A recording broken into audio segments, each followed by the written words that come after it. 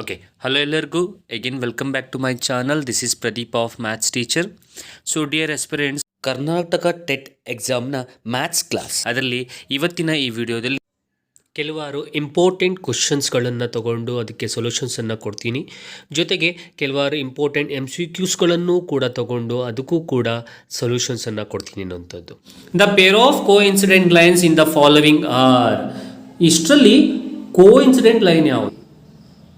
A1 by A2 equals to B1 by B2 is equals to C1 by C2. ಇದು ಕೋ incident ಆಗಬೇಕಾಗಿದ್ದರೆ ಇರುವಂತಹ ಒಂದು condition. ಅಂದರೆ A1 by A2 ಮಾಡಿ B1 by B2 ಮಾಡಿ C1 by C2 ಮಾಡಿದಾಗ ಮೂರು value same ಇರಬೇಕು.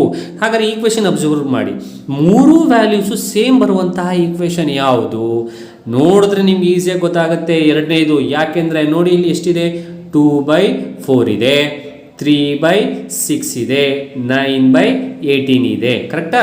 2 1s 2 2s 3 1s 3 2s.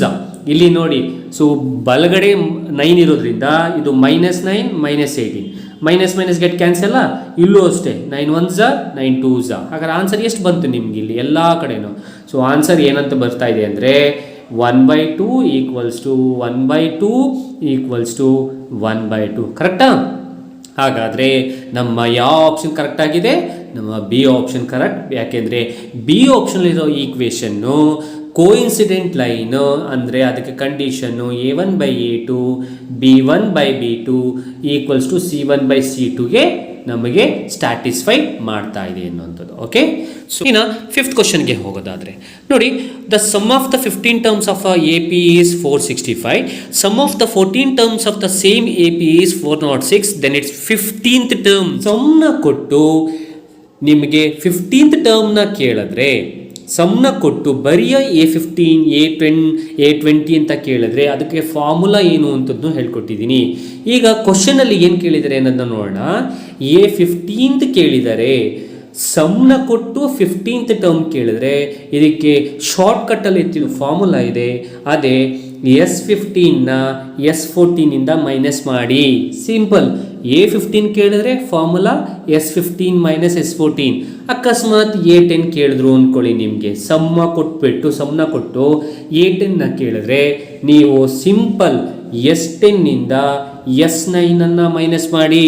ಆಗ ಖಂಡಿತವಾಗ್ಲೂ ಉತ್ತರ ಬರುತ್ತೆ. ಅದೇ ಉತ್ತರವೇ ಆನ್ಸರು. ಈಗ ಕ್ವಶನ್ಗೆ ಬರೋಣ. ಈಗ ನಿಮ್ಗೆ ಏನು ಕೇಳಿದಾರಪ್ಪ? A10th term ಕೇಳಿದ್ದಾನೆ. ಸಾರಿ, A10th ಟರ್ಮ್ ಅಲ್ಲ, ಏನು ಕೇಳಿದ್ದಾನೆ? A15th term ಕೇಳಿದ್ದಾನೆ. ಹಾಗಾದರೆ ಫಾರ್ಮುಲಾ ಏನು ಆಗುತ್ತೆ ಹೇಳಿ? S15 minus S14. ಸಿಂಪಲ್. ಈಗ S15 ಕೊಟ್ಟಿದ್ದಾನೆ. S15 ನಾನು ಇಲ್ಲಿ ಬರಿತೀನಿ ನೋಡಿ. A15 equals S15 minus S14. ಈಗ S15 ಕೊಟ್ಟಿದ್ದಾನೆ. S15 ಎಷ್ಟು? 465 ಅಂತೆ. ಮೈನಸ್ S14 ಎಷ್ಟು? ನಿಮಗೆ 406 ಅಂತೆ. ಹಾಗಾದರೆ ಇವೆರಡನ್ನ ಸಬ್ಟ್ರ್ಯಾಕ್ಟ್ ಮಾಡಿದ್ರೆ ನಿಮ್ಗೆ ಆನ್ಸರು 59 ಬರುತ್ತೆ. ಹಾಗಾದರೆ 59 ಇರುವಂಥ ಆಪ್ಷನ್ ಯಾವುದು? ಬಿ ಆಪ್ಷನ್ ಕರೆಕ್ಟ್ ಆಗಿದೆ. 13 ಸಮಾಂತರ ಶ್ರೇಣಿ 20ನೇ ಪದ. The 20th n equals A plus n minus 1 into D ಅಲ್ವಾ? ಸೊ ಇಲ್ಲಿ ಎ ಅಂದರೆ ಎಷ್ಟಪ್ಪ? ಎ ಅಂತಂದರೆ ಎಷ್ಟು? 1. ಕರೆಕ್ಟಾ? ಪ್ಲಸ್, ಓಕೆ ಒಂದು ನಿಮಿಷ. ಓಕೆ, ಎ ಅಂದರೆ 1, ಡಿ ಅಂದರೆ ಕಾಮನ್ ಡಿಫ್ರೆನ್ಸ್ 4 ಅಲ್ವಾ? ಸೊ ದೇರ್ಫೋರ್ ಇಲ್ಲೇ ಬರೀತೀನಿ. ಯಾವ ಟರ್ಮ್ ಬೇಕಪ್ಪ ನಮಗೆ? A20th term. A20th ಟರ್ಮ್ ಏನಾಗುತ್ತೆ? A plus 19D. So is equals to A ಅಂದರೆ 1 ಪ್ಲಸ್ 19 ಇಂಟು ಡಿ ಅಂದರೆ ಎಷ್ಟು? ಡಿ ಅಂದರೆ 4. ಯಾಕಂದರೆ 5ಅಲ್ಲಿ 4 ಹೋದರೆ ಎಷ್ಟು? 1. ಸಾರಿ, 5ಅಲ್ಲಿ 1 ಹೋದರೆ ಎಷ್ಟು? 4. ಓಕೆ, ಸೊ ದೇರ್ಫೋರ್ ಈಗ ಇದನ್ನು ನೀವು ಮಾಡಿದ್ರೆ ನಿಮಗೆ ವ್ಯಾಲ್ಯೂ ಬರುತ್ತೆ. ಸೊ ದೇರ್ಫೋರ್ ಹಾಗಾದರೆ so A20th term is equals to 1 plus 19 4s. So 19 4s is 76. So therefore 76 plus 1 is 77. ಹಾಗಾದರೆ ಆನ್ಸರ್ ಎಷ್ಟು? 77. ಹಾಗಾದರೆ ಯಾವ ಆಪ್ಷನ್ ಕರೆಕ್ಟ್ ಆಗಿದೆ ನಮ್ಮದು? ಸೊ 77 ಎ ಆಪ್ಷನ್ ಅನ್ನೋಂಥದ್ದು ಕರೆಕ್ಟ್ ಆಗಿದೆ. If x, 8 Okay, x, 8, 11, y are the consecutive terms of an AP. The value of x and y are respectively. ಮೊದಲನೇದಾಗಿ ಎರಡನೇ ಟರ್ಮ್ ನೋಡ್ಕೊಳ್ಳಿ. This is a second term, this is a third term, right? ಇವೆರಡನ್ನ subtract ಮಾಡಿ a3 minus a2 ಆಗುತ್ತೆ. ಹಾಗಾದರೆ 11 minus 8 ಮಾಡಿದ್ರೆ ನಿಮಗೆ ಎಷ್ಟು ಬಂತು? ನಿಮಗೆ 3 ಬಂತು. ಹಾಗಾದರೆ 3 ಅನ್ನುವಂಥದ್ದು ಏನು ಅಂದರೆ it's a common difference. So common difference ಎಷ್ಟು ಬಂತು? ನಮಗೆ 3. ಈಗ ನಮ್ಗೆ ಏನೇನು ವ್ಯಾಲ್ಯೂ ಬೇಕು? ಎಕ್ಸು ಮತ್ತು ವೈ ವ್ಯಾಲ್ಯೂ ಬೇಕಲ್ವಾ? ಕಾಮನ್ ಡಿಫ್ರೆನ್ಸ್ ಎಷ್ಟಿದೆಯಪ್ಪ? 3 ಹೌದಲ್ವಾ? ಹಾಗಾದರೆ ನೋಡಿ, ಸಿಂಪಲ್ ಆಗಿ ನೋಡ್ಕೊಳ್ಳಿ. ಇಲ್ಲಿ ಎರಡನೇ ಟರ್ಮ್ 8 ಇದೆ. 8ಗೆ ನೀವು 3ನ ಸಬ್ಟ್ರಾಕ್ಟ್ ಮಾಡಿ. 3ನ ಸಬ್ಟ್ರಾಕ್ಟ್ ಮಾಡಿದ್ರೆ ಎಷ್ಟು ಬಂತು? 5 ಬಂತು. ಹಾಗಾದರೆ ಫಸ್ಟ್ ಟರ್ಮ್ ಏನಾಗಿರಲೇಬೇಕು? ಎಕ್ಸ್ ವ್ಯಾಲ್ಯೂ ಶುಡ್ ಬಿ 5, ಅಂದರೆ the first term should be 5 ಆಯಿತು. ಸಿಂಪಲ್ಲಾ? ಈಗ ಹಾಗಾದರೆ ಮೊದಲನೇದು ಬಂತಾ? ಈಗ ಎರಡನೇದು ವೈ ಬೇಕು. ನಮಗೆ ಕಾಮನ್ ಡಿಫ್ರೆನ್ಸ್ ಎಷ್ಟು ಬಂದಿದೆಯಪ್ಪ? ಕಾಮನ್ ಡಿಫ್ರೆನ್ಸ್ ನಿಮಗೆ 3 ಬಂದಿದೆ. ಯಾಕೆಂದರೆ 11 a3 minus a2 ಮಾಡಿದೆಯಾ? 11 minus 8 is 3 ಹೌದಲ್ವಾ? ನಾವು ಈಗ ಅದೇ 11ಗೆ 3ನ ಆ್ಯಡ್ ಮಾಡಿ. ಸೊ ಎಷ್ಟು ಬರುತ್ತೆ? 14 ಬರುತ್ತೆ. ಹಾಗಾದರೆ ಎಕ್ಸು ಮತ್ತು ವೈ ವ್ಯಾಲ್ಯೂ ಏನೇನಾಗುತ್ತೆ ಅಂದರೆ ಮೊದಲನೇದು ಎಕ್ಸ್ ವ್ಯಾಲ್ಯೂ 5 ಆಯಿತು, ವೈ ವ್ಯಾಲ್ಯೂ 14 ಆಯಿತು. ಸೊ ನೆಕ್ಸ್ಟ್ ಕ್ವಶನ್ಗೆ ಹೋಗಿದ್ದಾರೆ. 10ನೇ ಕ್ವಶನ್ ಏನಿದೆ? 4x² ಮೈನಸ್ 81 ಈಕ್ವಲ್ಸ್ ಟು 0 ಆದಾಗ ಅದರ ರೂಟ್ಸ್ ಏನೇನು? ಸಿಂಪಲ್ ಆಗಿ ಮಾಡೋದಾದರೆ ನೋಡಿ, 4x² equals to 81 4x² minus 81 equals to 0ನ.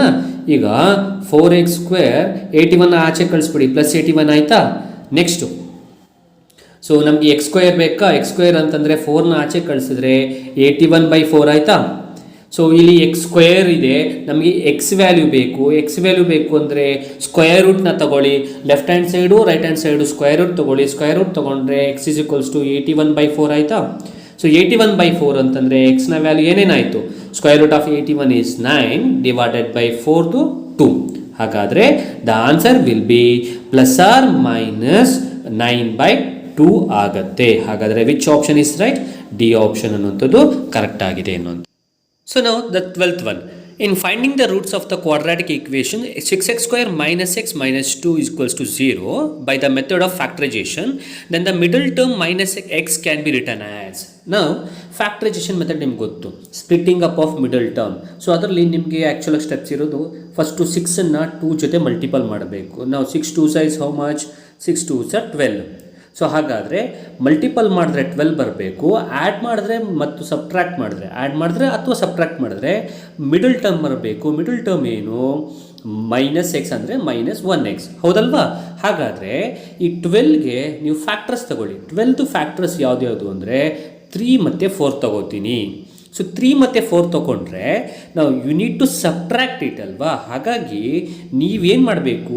-xನ ಬದಲು splitting up of middle term, the method only known as splitting up of middle term. ಹಾಗಾಗಿ -xನ ಬದಲಾಗಿ ನಾವು ಏನು ಬರಿಬೋದು ಅಂತಂದರೆ ಅಲ್ಲಿ 3x ಅಂತ ಬರಿಬೋದು ಮತ್ತು -4x ಅಂತ ಬರಿಬೋದು. ಯಾಕೆ ಅಂತ ಹೇಳ್ತೀನಿ ಕೇಳಿ.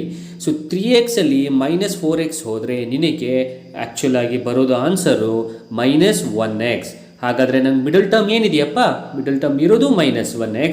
ನಮಗೆ ಬಂದಿರೋ ಆನ್ಸರ್ ಯಾವುದು? -1x. ಹಾಗಾದರೆ 3x minus 4x ಅನ್ನು ನಾವು ಇನ್ಸ್ಟೆಡ್ ಆಫ್ -x ಬರಿಬೇಕು ಅನ್ನುವಂಥದ್ದು ಇದರ ಅರ್ಥ ಅನ್ನುವಂಥದ್ದು. ಹಾಗಾದರೆ ಯಾವ ಆಪ್ಷನ್ ಕರೆಕ್ಟು? ನಮ್ಮ ಎ ಆಪ್ಷನ್ ಅನ್ನೋಂಥದ್ದು ಕರೆಕ್ಟ್ ಆಗಿದೆ. Right angle triangle A B C, angle B equals 90 degree, if tan C equals √3, then the value of angle A ಅನ್ನುವಂಥದ್ದು ನಾವು ನೋಡಿ. ಈಗ ಇದು ರೈಟ್ ಆ್ಯಂಗಲ್ ಟ್ರಯಾಂಗಲ್. ಓಕೆ, ಈಗ ರೈಟ್ ಆ್ಯಂಗಲ್ ಟ್ರಯಾಂಗಲಲ್ಲಿ ಅವರೇ ಹೇಳಿದ್ದಾರೆ, so B is 90 degree. Okay, ಇದು 90 ಡಿಗ್ರಿ ಇರುತ್ತೆ ಹೌದಾ. ಈಗ ಟ್ಯಾನ್ ಸಿ ಎಷ್ಟಿದೆ ಅಂತಂದರೆ ಇದು ಇಲ್ಲಿ ನಿನಗೆ ಸಿ ವ್ಯಾಲ್ಯೂ √3 ಇದೆ.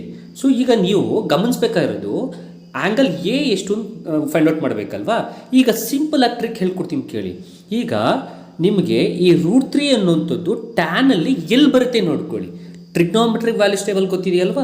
ಟ್ರಿಗ್ನೋಮೆಟ್ರಿಕ್ ಟೇಬಲ್ಸ್ನ ವ್ಯಾಲ್ಯೂಯಲ್ಲಿ ಟ್ರಿಗ್ನೋಮೆಟ್ರಿಕ್ ಟೇಬಲ್ಸ್ ವ್ಯಾಲ್ಯೂಯಲ್ಲಿ √3 ಬರುವಂಥದ್ದು 60 ಡಿಗ್ರಿಯಲ್ಲಿ. ಹಾಗಾದರೆ ಆ್ಯಂಗಲ್ ಸಿ ಎಷ್ಟಾಗಲೇಬೇಕು? 60 ಡಿಗ್ರಿ ಹೌದಾ. ಈಗ ಇಲ್ಲಿ ಬಿ ಎಷ್ಟಿತ್ತು? 90 ಡಿಗ್ರಿ ಇತ್ತು.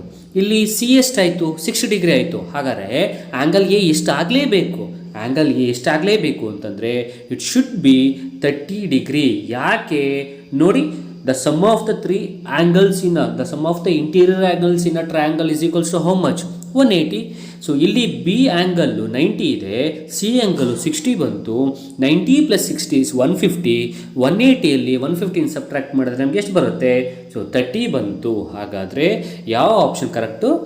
A option correct, 30 degrees. So ಇನ್ನು ನೆಕ್ಸ್ಟ್ ಕ್ವಶನ್ ನೋಡಿದ್ರೆ sin θ = 3/5 then the value of 1 - cos square θ ಅಂತ ಕೇಳಿದ್ದಾರೆ. ನಾವು ಈಗ ಅಬ್ಸರ್ವ್ ಮಾಡಿ, ನಾವು 1 - cos ಸ್ಕ್ವೇರ್ θ ಅಂದರೆ ಏನಪ್ಪ? 1 - cos ಸ್ಕ್ವೇರ್ θ ಅಂದರೆ sin ಸ್ಕ್ವೇರ್ θ, ಕರೆಕ್ಟಾ? ಸೊ ಹಾಗಾದರೆ ಸೈನ್ ವ್ಯಾಲ್ಯೂ ಕೊಟ್ಟಿದ್ದಾನೆ. ಸೈನ್ ವ್ಯಾಲ್ಯೂ ಎಷ್ಟು? 3/5. ಸೊ ಈಗೇನು ಮಾಡಿ, ಇಲ್ಲಿ sin ಸ್ಕ್ವೇರ್ θ ಇರೋದ್ರಿಂದ ಇದನ್ನು ಸ್ಕ್ವೇರ್ ಮಾಡಿ. ಹಾಗಾದರೆ 3 ಸ್ಕ್ವೇರ್ ಅಂದರೆ ಎಷ್ಟು? 9. 5 ಸ್ಕ್ವೇರ್ ಅಂದರೆ 25. ಹಾಗಾದರೆ ಆನ್ಸರ್ ಎಷ್ಟು? 9/25. ಹಾಗಾದರೆ ಯಾವ option correct? 9/25. The C option is right. In the figure, ABC is a right angle in which angle B equals 90 degree, BC equals 6 cm, angle A equals 30 degree, then the length of AC. Children's, applications to trigonometry ನಾನು ಹೇಳ್ಕೊಡ್ತಾ ಇದ್ದೆ. So ನಾನು ಸೂತ್ರ ಫಾರ್ಮುಲಾವನ್ನು ಹೇಳಿದ್ದೆ ನಿಮಗೆ. ಏನದು formula ಅಂತ ಬರಿತೀನಿ ನೋಡಿ. ಸೊ ಅಪ್ಲಿಕೇಶನ್ಸ್ ಟು ಟ್ರಿಗ್ನೋಮೆಟ್ರಿನ ಸಾಲ್ವ್ ಮಾಡಬೇಕು ಅಂದರೆ ಇದನ್ನು ಫಾರ್ಮುಲಾ ಯೂಸ್ ಮಾಡಿ. FMS/GS R GS by FMS. ಇದು ಒಂದು ಯೂಸ್ ಮಾಡಿ ಸಾಕು. FMS/GS R GS by FMS.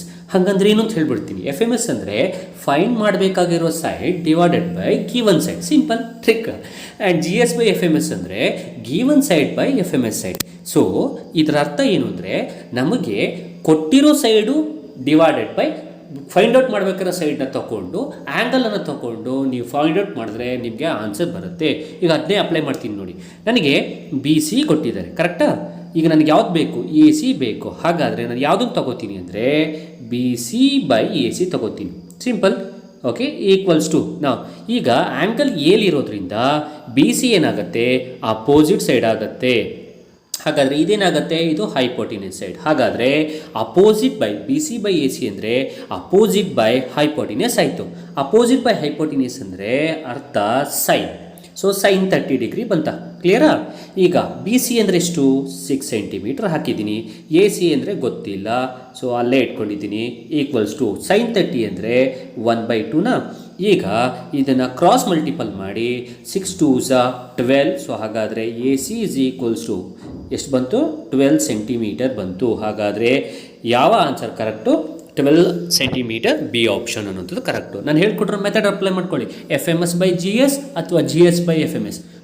So which one of the following is correct relationship? ನಾಲ್ಕಲ್ಲೂ ಕರೆಕ್ಟಾಗಿರೋ ರಿಲೇಷನ್ ಯಾವುದು ಅಂತಂದರೆ ಡೈರೆಕ್ಟಾಗಿ ಹೇಳ್ತೀನಿ ಕೇಳಿ, ದ ಡಿ ಆಪ್ಷನ್. ಯಾಕೆ ಅಂದರೆ sin square θ + cos square θ = 1 is correct. sin θ = 1/cos secant θ ತಪ್ಪು, ಕೊಸಿಕೆಂಟ್ ಬರಬೇಕು. ಸೊ ಇದು ತಪ್ಪು, ಇದು ತಪ್ಪಾಗಿದೆ. ಹಾಗಾಗಿ ಟ್ಯಾನ್ θ ಅಂದರೆ sin θ / cos θ, ಕರೆಕ್ಟಾ? ಹಾಗಾಗಿ ಡಿ ಆಪ್ಷನ್ ಕರೆಕ್ಟ್ ಆಗಿದೆ ಅನ್ನೋಂಥದ್ದು. ಇನ್ನು 19th one, the mid point of the line segment joining the points. ಅಂದರೆ ಮಿಡ್ ಪಾಯಿಂಟ್ದು ಫಾರ್ಮುಲಾವನ್ನು ಬರೀಬೇಕು ನೀವು. ಸೊ ಮಿಡ್ ಪಾಯಿಂಟ್ ಫಾರ್ಮುಲಾ ಬರೀರಿ. ಮಿಡ್ ಪಾಯಿಂಟ್ ಫಾರ್ಮುಲಾ ಏನು ಹೇಳುತ್ತೆ ನಿಮಗೆ? So mid point formula x1 x2 + x1/2 y2 + y1/2. So that means B option is correct. So the distance between the points. So distance formula ಹಾಕೋಬೇಕು. 0,5 ಇದೆ, -5,0 ಇದೆ. ನಿಮಗೆ ಎಲ್ಲರಿಗೂ almost ಅಲ್ಲಿ ಗೊತ್ತಿದೆ ಅಂತ ಅಂದ್ಕೊಳ್ತೀನಿ. Distance formula D = √(x2 - x1) + y2 - y1). ಈ ಫಾರ್ಮುಲಾ ಹಾಕ್ಕೊಂಡು ಬಿಡಿಸ್ಬೇಕು, ಹೌದಲ್ವಾ? ಸೊ ಈ ಫಾರ್ಮುಲಾ ಹಾಕ್ಕೊಂಡು ಬಿಡಿಸಿದಾಗ ನಿಮಗೆ ಆನ್ಸರ್ ಬರುತ್ತೆ ಅನ್ನೋಂಥದ್ದು. ಹಾಗಾದರೆ ನಿಮ್ಗೆ ಇದೆಲ್ಲವೂ ಕೂಡ ಈಸಿ ಇದೆ ಅಂತ ಅಂದ್ಕೊಳ್ತೀನಿ. ಹಾಗಾಗಿ ಇದೊಂದು ಮಾಡೋಕ್ಕೆ ಹೋಗಲ್ಲ, ನೀವೇ ಮಾಡಿ.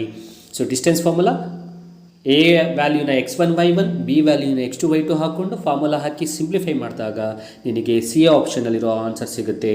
So C option is right. C option ಇಷ್ಟು 5√2 ಯೂನಿಟ್ಸ್ ಅನ್ನೋಂಥದ್ದು. Next 21st question. In the graph the length of the BP. So ನೋಡಿ BP ಝೂಮ್ ಮಾಡ್ತೀನಿ ನಾನು. The length of the BP B to P ಎಷ್ಟು ಯೂನಿಟ್ಸ್ ಇದೆ? 1 2 2 units ಇದೆ. ಹಾಗಾದರೆ answer ಎಷ್ಟು? 2 ಮಾನಗಳು ಅಥವಾ 2 ಯೂನಿಟ್ಸ್. ಹಾಗಾದರೆ ಯಾವ ಆಪ್ಷನ್ ಕರೆಕ್ಟು? ಈ ಆಪ್ಷನ್ ಕರೆಕ್ಟ್ ಅನ್ನೋದು. ಇನ್ನು 22nd ಬರೋದಾದರೆ P of xy divides the line joining A of x1 y1 B of x2 y2 in the ratio m1:m2. Then x and y are equals to, you need to write down the section formula.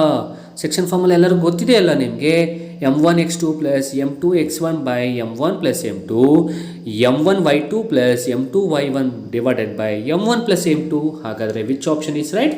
The B option is right. Okay. In the next question, in the cumulative frequency distribution table given below, the number of families having income range 20,000 to 25,000. ಇದು question. ಈಗ ಇದನ್ನು ಹೇಗೆ solve ಮಾಡೋದು ನೋಡಿ. ಫಸ್ಟ್ನೇದಾಗಿ ನೀವು 20,000 ಇಂದ 25,000 ಒಳಗಿರುವ number of families find out ಮಾಡಬೇಕು ಅಂದರೆ ಫ್ರೀಕ್ವೆನ್ಸಿ ಬೇಕು. ಆದರೆ ಇಲ್ಲಿ ಕೊಟ್ಟಿರುವಂಥದ್ದು ಫ್ರೀಕ್ವೆನ್ಸಿ ಅಲ್ಲ childrens, it's a cumulative frequency. ಯಾಕೆ ಅಂತಂದರೆ ನಿಮಗೆ ಕ್ಯುಮ್ಯುಲೇಟಿವ್ ಫ್ರೀಕ್ವೆನ್ಸಿ ಯಾವ ಥರ ಇರುತ್ತೆ ಅಂದರೆ ಜಾಸ್ತಿಯಿಂದ ಕಡಿಮೆ ಇರುತ್ತೆ ಅಥವಾ ಕಡಿಮೆಯಿಂದ ಜಾಸ್ತಿ ಇರುತ್ತೆ. ಈ ಥರ ಇದ್ದರೆ ನೀವು ಅದನ್ನು ಕ್ಯುಮ್ಯುಲೇಟಿವ್ ಫ್ರೀಕ್ವೆನ್ಸಿನ ತೊಗೋಬೇಕು, ಫ್ರೀಕ್ವೆನ್ಸಿನ ತೊಗೋಬಾರ್ದು. ಹಾಗಾದರೆ ಇಲ್ಲಿ ನಿಮಗೆ 100ಇಂದ ಕಡಿಮೆ ಆಗಿರೋದ್ರಿಂದ ಇದು ಕ್ಯುಮ್ಯುಲೇಟಿವ್ ಫ್ರೀಕ್ವೆನ್ಸಿ ಆಗುತ್ತೆ. ಹಾಗಾದರೆ ಫ್ರೀಕ್ವೆನ್ಸಿ ಹೇಗಿರುತ್ತೆ? ಫ್ರೀಕ್ವೆನ್ಸಿ ನಿಮಗೆ ಕಡಿಮೆಯಿಂದ ಜಾಸ್ತಿಯಾಗಿ ಜಾಸ್ತಿಯಿಂದ ಕಡಿಮೆ ಇರುತ್ತೆ. ಓಕೆನಾ? ಇದು ಫಸ್ಟ್ ಪಾಯಿಂಟು. ಎರಡನೇ ಪಾಯಿಂಟು, ಈಗ 20,000 ಇಂದ 25,000 ಬೇಕಾಗಿರೋದ್ರಿಂದ ಇಲ್ಲಿ ಕೊಟ್ಟಿರುವ ಟೇಬಲ್ಲು ಮೋರ್ ದೆನ್ ಓಚಿವುದು. ಮೋರ್ ದೆನ್ ಓಚಿವು ಅಂದರೆ ನಾವು ಲೋಯರ್ ಲಿಮಿಟ್ ತೊಗೋತೀವಿ. ಹಾಗಾದರೆ ನಮಗೆ 20 to 25,000 ಬೇಕಲ್ವಾ? ನಾನೇನು ಮಾಡ್ತೀನಿ ಅಂದರೆ ಆನ್ಸರ್ ಬೇಗ ಕಂಡುಹಿಡ್ಕೊಳ್ಳೋಕ್ಕೋಸ್ಕರ ಈ ಮೂರನ್ನು ಮಾತ್ರ ಚೇಂಜ್ ಮಾಡ್ಕೊಳ್ತೀನಿ, ಕ್ಲಾಸ್ ಇಂಟರ್ವಲ್ನ ಬದಲಾವಣೆ ಮಾಡ್ಕೊತೀನಿ ಮತ್ತು ಈ ಮೂರಕ್ಕೆ ಮಾತ್ರ ನಾನು ಫ್ರೀಕ್ವೆನ್ಸಿಯನ್ನು ಕಂಡುಹಿಡ್ಕೊಳ್ತೀನಿ. ಯಾಕೆಂದರೆ ನಮಗೆ ಇದು ಕ್ಯುಮ್ಯುಲೇಟಿವ್ ಫ್ರೀಕ್ವೆನ್ಸಿ ಆಗಿರೋದ್ರಿಂದ ಫ್ರೀಕ್ವೆನ್ಸಿ ಬೇಕೇ ಬೇಕಲ್ವಾ? ಹಾಗಾಗಿ ಈ ಫ್ರೀಕ್ವೆನ್ಸಿನ ಮೂರದ್ದು ಈ ಕಡೆ ಮೂರದ್ದು ನಾನು ಲೋಯರ್ ಲಿಮಿಟು ಕ್ಲಾಸ್ ಇಂಟರ್ವಲ್ನ ತೊಗೊಂಡು ಬರ್ಕೊಳ್ತೀನಿ. ಸೊ ಹಾಗಾದರೆ ನೋಡಿ ಬರ್ಕೊಳ್ಳೋದಾದರೆ, ಸೊ ಹಾಗಾದರೆ ಆ್ಯಸ್ ಪರ್ ಅವರ್ ನಾಲೆಡ್ಜ್ ನಮಗೆ ಇವುಗಳಲ್ಲಿ ಮೋರ್ ದೆನ್ ಓಜಿ ಇರೋದ್ರಿಂದ, ಮೋರ್ ದೆನ್ ಓಜಿಯುವುದು ಡೇಟಾ ಇರೋದ್ರಿಂದ ಫಸ್ಟು ಡೇಟಾ ಕೆಳಗಡೆದು ಫಸ್ಟು ಡೇಟಾ ಕ್ಲಾಸ್ ಇಂಟರ್ವಲ್ ಏನಾಗುತ್ತೆ ಅಂತಂದರೆ 30,000 to 35,000 ಇದು ಒಂದು. ಹಾಗಾದರೆ ಅದರ ಹಿಂದೆದು ಏನಾಗುತ್ತೆ? ಸೊ 25,000 30,000 ಅದ್ರ ಹಿಂದೆದೇನಾಗುತ್ತೆ? ಸೊ ಇಲ್ಲಿ 20,000 ಇಂದ 25,000. ನಾನು ಏನು ಹೇಳಿದೆ? 3 ತೊಗೊಂಡ್ರೆ ಸಾಕು. ಯಾಕೆ? ಅಲ್ಲಿ ಕೇಳಿರೋದು 20 to 25,000 ಒಳಗೆ, ಹಾಗಾಗಿ ಈ 3ನೇ ತೊಗೊಂಡ್ರೆ ಸಾಕು. ಈಗ ಈ ಕ್ಯುಮ್ಯುಲೇಟಿವ್ ಫ್ರೀಕ್ವೆನ್ಸಿಲಿ ಹಿಂದ್ಗಡೆಯಿಂದ 3ನೇ ಫ್ರೀಕ್ವೆನ್ಸಿ ಏನಿರುತ್ತೆ ಅದೇ ನಿಮ್ಮ ಆನ್ಸರು, ಅದೇ ನಿಮಗೆ ಇಲ್ಲಿ ಬೇಕಾಗಿರುವಂಥದ್ದು. ಕರೆಕ್ಟಾ? ಓಕೆ. ಹಾಗಾದರೆ ಇಲ್ಲಿ ಕ್ಯುಮ್ಯುಲೇಟಿವ್ ಫ್ರೀಕ್ವೆನ್ಸಿ ಇದೆ. ಹೇಗೆ ಫ್ರೀಕ್ವೆನ್ಸಿಯನ್ನು ಬರ್ಕೊಳ್ಳೋದು? ಹಿಂದ್ಗಡೆಯಿಂದ 3ನೇದು ಮಾತ್ರ ಬರ್ಕೊಳ್ಳೋಣ. ಸೊ ಹೇಗೆ ಅಂದರೆ ಈ ಕ್ಯುಮ್ಯುಲೇಟಿವ್ ಫ್ರೀಕ್ವೆನ್ಸಿಯಲ್ಲಿ ಕೆಳಗಡೆ ಏನಿರುತ್ತೆ ಅದೇ ಅದರ ಫ್ರೀಕ್ವೆನ್ಸಿ ಆಗಿರುತ್ತೆ ಕೆಳಗಡೆದು. ಓಕೆನಾ? ಈಗ ನೆಕ್ಸ್ಟ್ ಅದರ ಹಿಂದೆದು ಫ್ರೀಕ್ವೆನ್ಸಿ ಬೇಕು ಅಂದರೆ ಈ 37ಇಂದ 50ನ ಸಬ್ಟ್ರಾಕ್ಟ್ ಮಾಡಿ, ಆಗ ನಿಮಗೆ 22 ಬರುತ್ತೆ.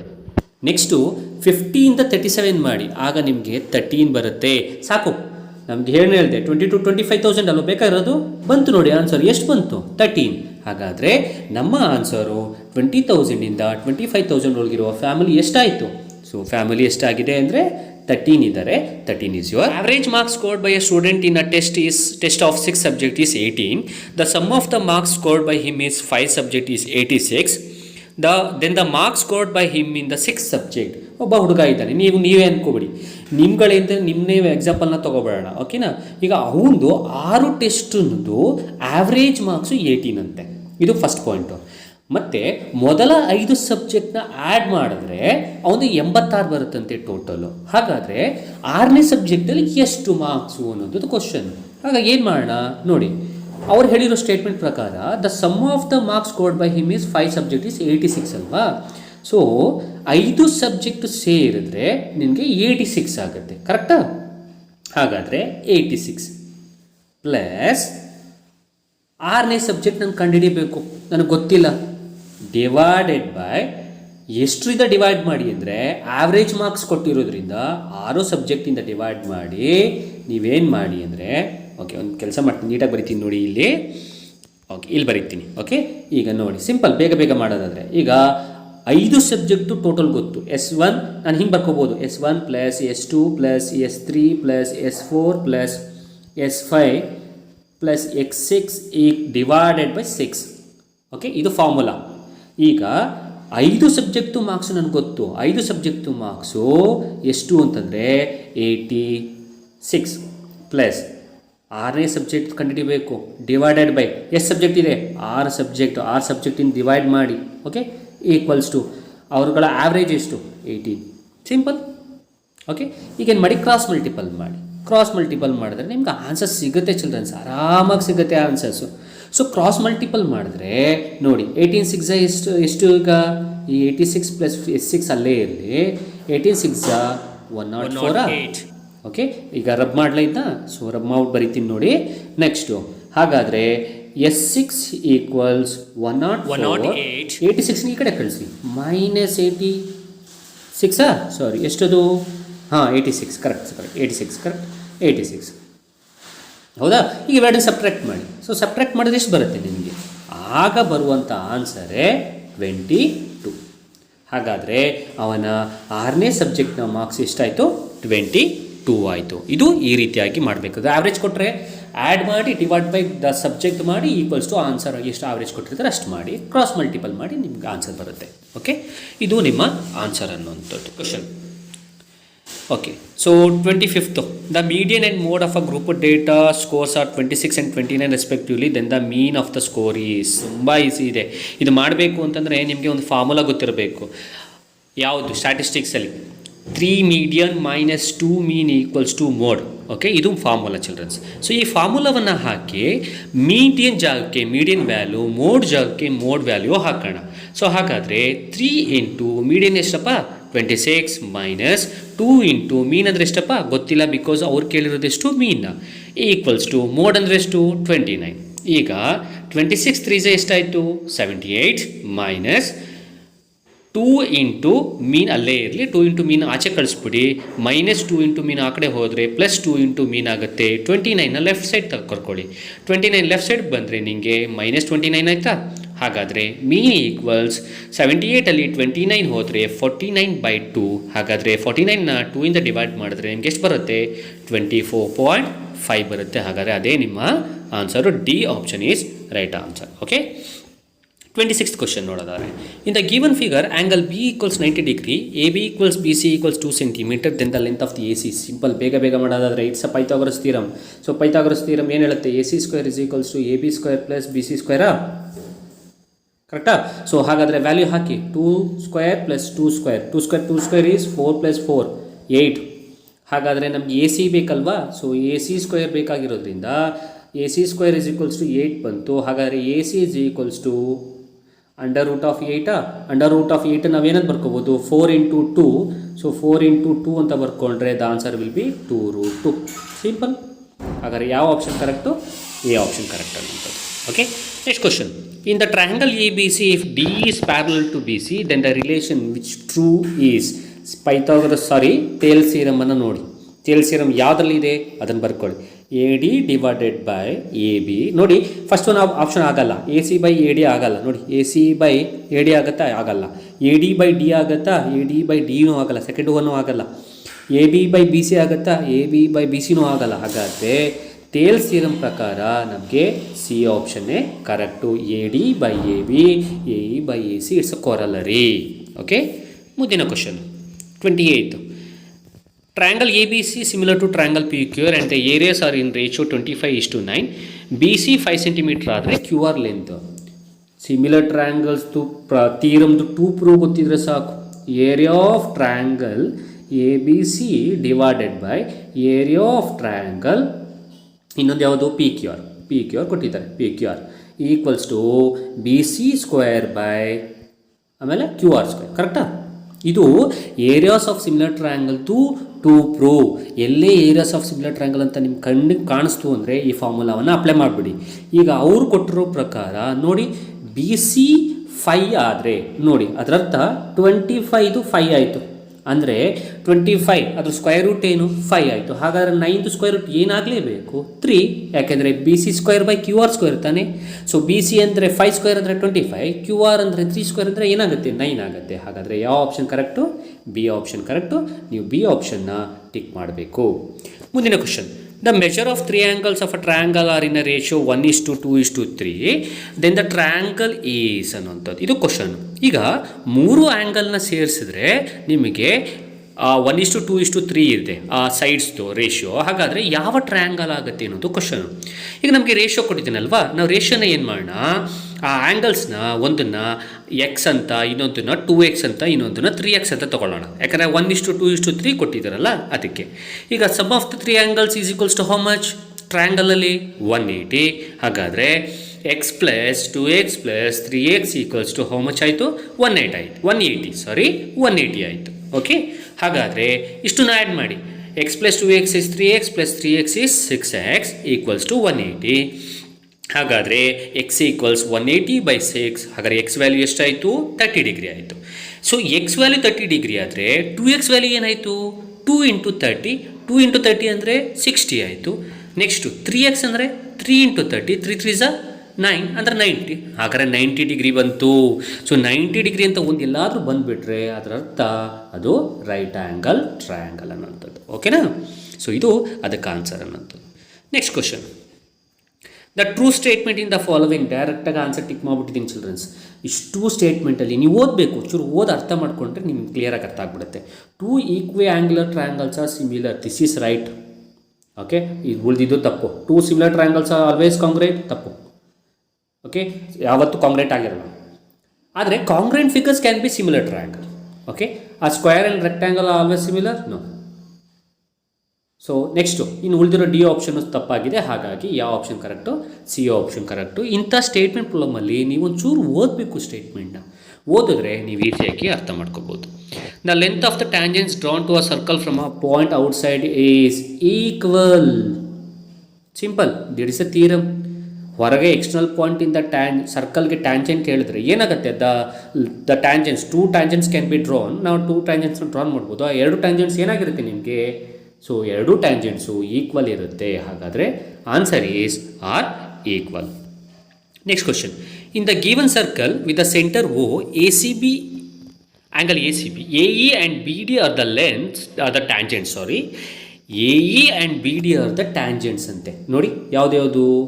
AE ಟ್ಯಾಂಜೆಂಟ್ ಅಂತೆ, ಆಮೇಲೆ ಇನ್ನೊಂದು BD ಟ್ಯಾಂಜೆಂಟ್ ಅಂತೆ. ಓಕೆ, AB 12 ಇದೆಯಂತೆ. ಇಷ್ಟು ಸೇರಿದ್ರೆ 12 ಇದೆಯಂತೆ. ಓಕೆ, ಸಾರಿ, ಇಷ್ಟು ಸೇರಿದ್ರೆ ಎಷ್ಟಿದೆಯಂತೆ? 12.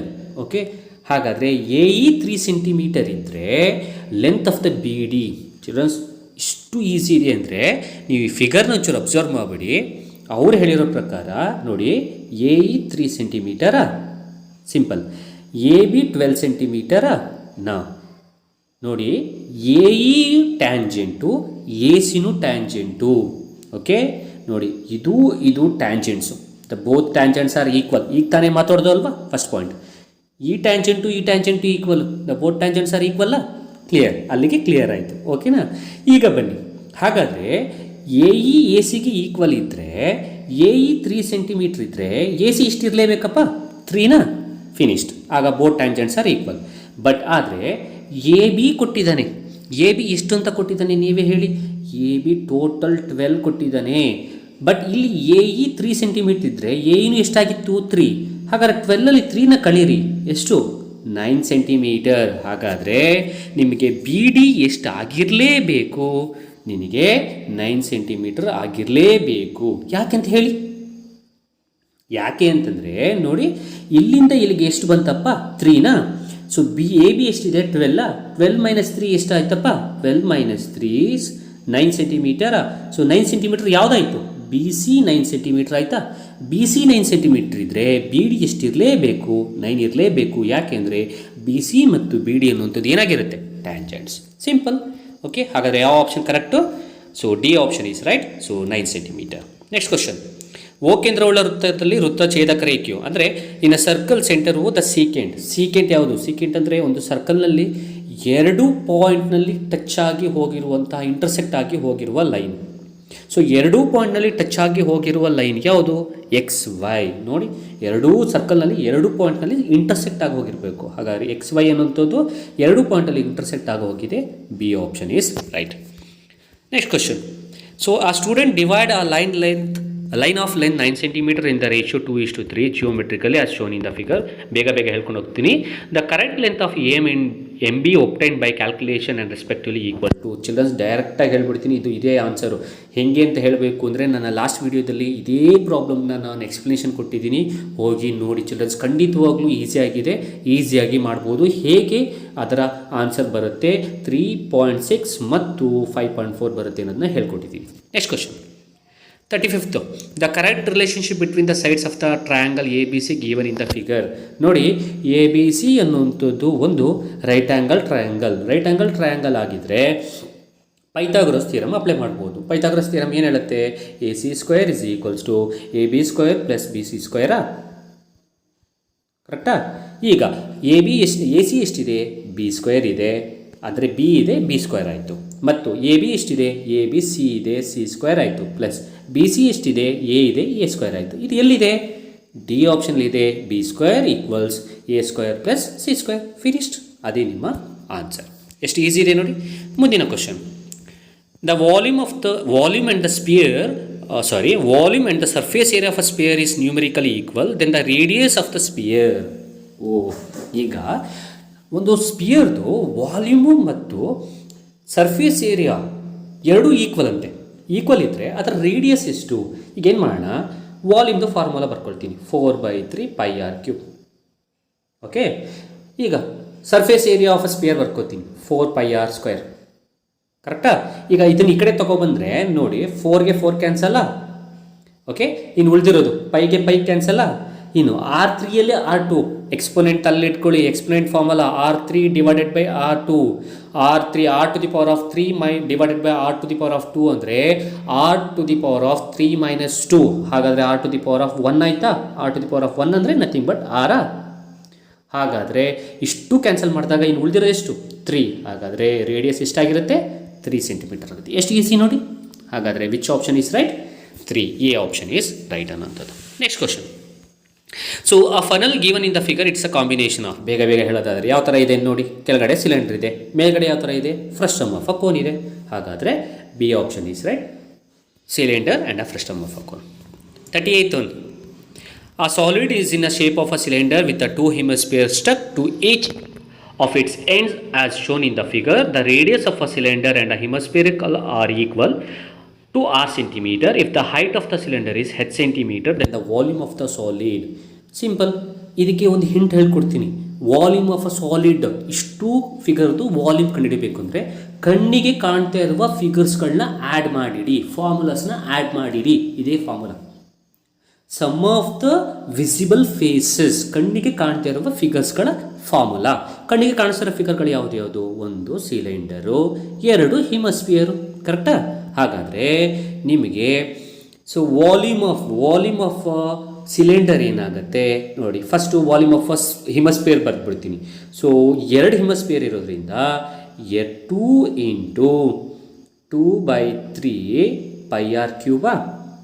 ಇದು 2 ಹಿಮಸ್ಫಿಯರ್ದು ವಾಲ್ಯೂಮ್. ಕಣ್ಣಿಗೆ ಕಾಣುತ್ತಿರುವ ಫಿಗರ್ಗಳ ಫಾರ್ಮುಲಾವನ್ನು ಆ್ಯಡ್ ಮಾಡಿ. 2 ಹಿಮಸ್ಫಿಯರ್ದಾಯಿತು. ಪ್ಲಸ್ ಸಿಲಿಂಡರ್ ತಗೋ, ಸಿಲಿಂಡರ್ದು ಫಾರ್ಮುಲಾ πr²h. ಸೊ ಇದನ್ನು ನಾವು ಸಿಂಪ್ಲಿಫೈ ಮಾಡಿದ್ರೆ 4/3 πr³ ಪ್ಲಸ್ πr²h ಆಯಿತು. ಸೊ ಇಲ್ಲಿ πr² ಕಾಮನ್ ತೆಗೀರಿ. πr² ಕಾಮನ್ ತೆಗೆದು ಉಳಿದಿರೋದನ್ನ ಇಟ್ಕೊಂಡ್ರೆ ಖಂಡಿತವಾಗ್ಲೂ ನಿಮಗೆ ಸಿಗುವಂಥ ಆನ್ಸರು ಎ ಆಪ್ಷನ್. ಕಾಮನ್ ತೆಗೆದು ನೋಡಿ, ನಿಮಗೂ ಒಂದು ಸ್ವಲ್ಪ ಕೆಲಸ ಕೊಡಬೇಕಲ್ವ ನಾನು. ಸೊ ಕಾಮನ್ ತೆಗೆದು ನೋಡಿ, ಇಷ್ಟು ಹೇಳ್ಕೊಟ್ಟಿದ್ದೀನಲ್ಲ, ಕಾಮನ್ ತೆಗೆದು ನೋಡಿ, ನಿಮಗೆ ಆ ಒಂದು ಎ ಆಪ್ಷನ್ ಸಿಗುತ್ತೆ. A option is right childrens. Okay. 39th one. The height of the radius of the base of a cone are 12 cm and 5 cm respectively, then the slant height. ಇದನ್ನು ನಾನು ಖಂಡಿತವಾಗ್ಲೂ ನನ್ನ ವೀಡಿಯೋಸ್ಗಳಲ್ಲಿ ಮಾಡಿದ್ದೀನಿ ಚಿಲ್ಡ್ರನ್ಸ್, ಹೋಗಿ ನೋಡಿ. So slant ಹೈಟ್ದು formula L = h² + r². ಈ ಥರದ್ದು ಸುಮಾರು ಪಾಯಿಂಟ್ಸ್ಗಳು ಹೇಳಿದ್ದೀನಿ. ಇದೇ ಥರ ಬರುತ್ತೆ, ಹೀಗೆ ಇರುತ್ತೆ ಅನ್ನೋಂಥದ್ದು ನೋಡಿ. ಅದೇ ಥರ ಸೇಮ್ ಪ್ಯಾಟ್ರನ್ ಬಂದಿದೆ. ಹೆಚ್ ಅಂದರೆ ಎಷ್ಟಪ್ಪ? 12² + 5². ಸೊ ಈಗ ಕ್ಲೋಸ್ ಮಾಡಲ ಈ ಸ್ಕ್ರೀನ್ನ, ಬರ್ಕೊಂಡಿದ್ದೀರಾ? ಅರ್ಥ ಮಾಡ್ಕೊಂಡಿದ್ದೀರಾ? ಓಕೆ. ಹಾಗಾದರೆ L = 12² ಅಂದರೆ 144 + 5² ಅಂದರೆ 25. ಹಾಗಾದರೆ L = √169. ಹಾಗಾದರೆ answer 13. Okay. So √169 is 13. Option 13.